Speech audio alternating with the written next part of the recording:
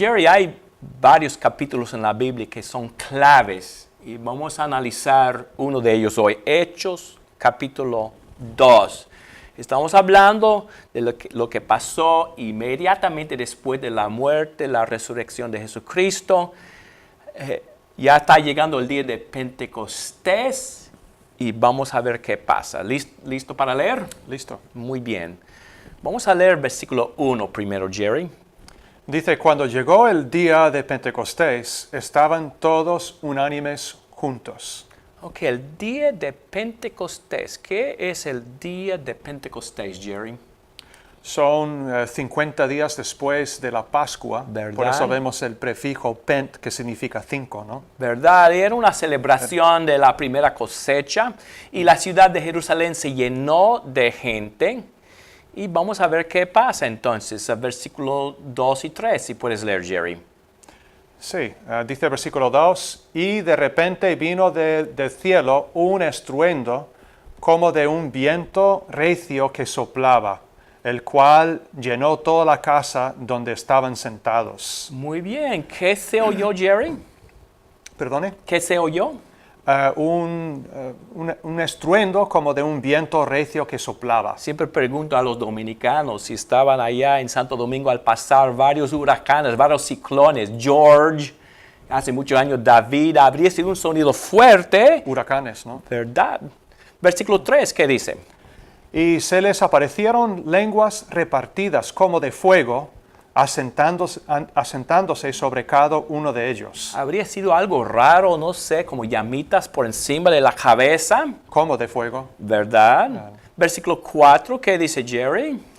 Y fueron todos llenos del Espíritu Santo y comenzaron a hablar en otras lenguas según el Espíritu les daba que hablasen. ¿En qué comenzaron a hablar? En otras lenguas. En otras lenguas. Vamos a ver un poco más en cuanto a ellas en los próximos versículos.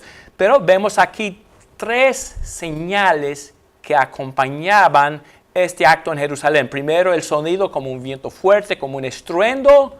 Luego, lenguas como de fuego sobre cada uno de los apóstoles y hablaban en otras lenguas. ¿Está bien?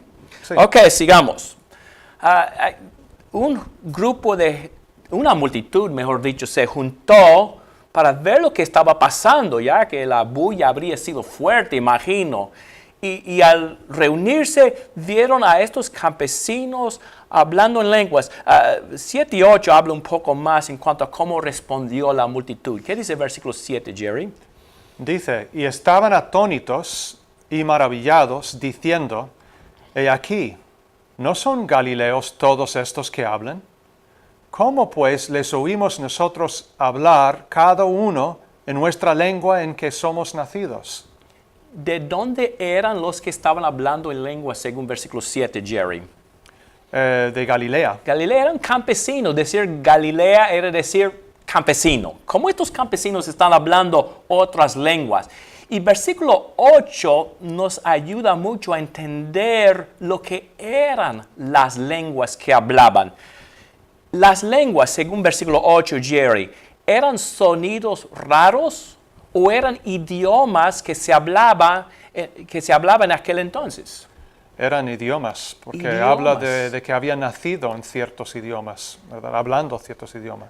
A veces hoy en día la gente dice, entre nosotros pasa lo mismo que pasó en el día de Pentecostés. Y mi pregunta siempre es, ¿entre ustedes se oye como un estruendo, como un viento fuerte? Pues no.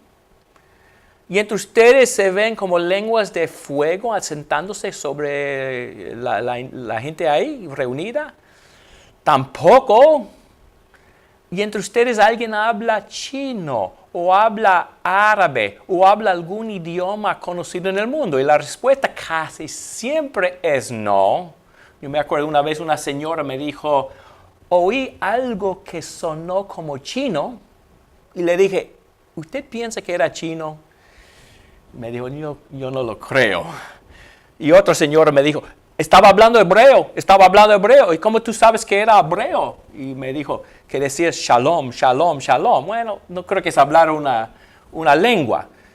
Pero aquí vemos que las lenguas que ellos hablaron eran idiomas. idiomas conocidos en aquel entonces. Así es. Ok, si seguimos leyendo, vemos una lista de las naciones representadas. No vamos a leer todas esas naciones aquí. Algunas naciones son trabalenguas, especialmente para nosotros.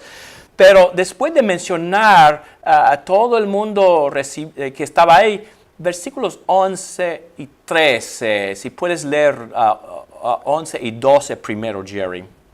Sí, dice cretenses y árabes, les oímos hablar en nuestras lenguas las maravillas de Dios, y estaban todos atónitos y perplejos, diciendo los unos a los otros, ¿qué quiere ser esto?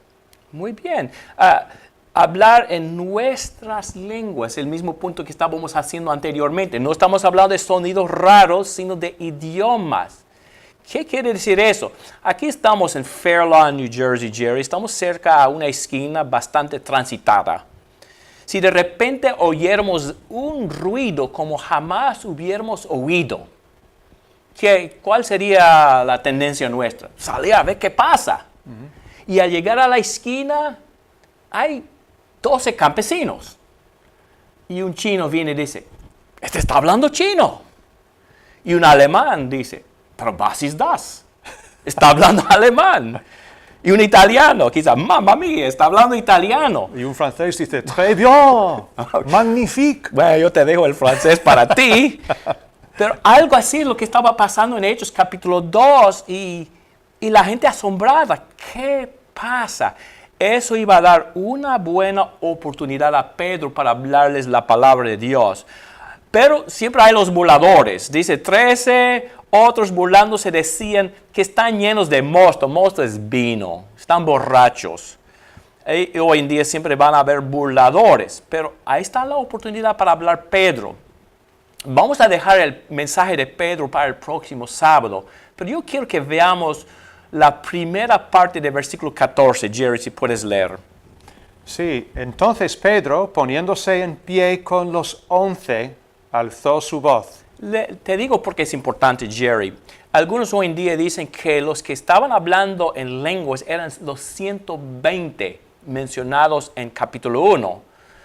Pero versículo 14 no dice que Pedro se puso de pie con los 120, sino con los 11. Y también, como hemos leído anteriormente, todos los que estaban hablando en lenguas eran galileos. Buena descripción de los 12 apóstoles, pero no del grupo de los discípulos que apoyaban a los 12. ¿Quiénes hablaban en lenguas? Y quienes recibieron esta forma milagrosa del Espíritu Santo eran los 12 apóstoles.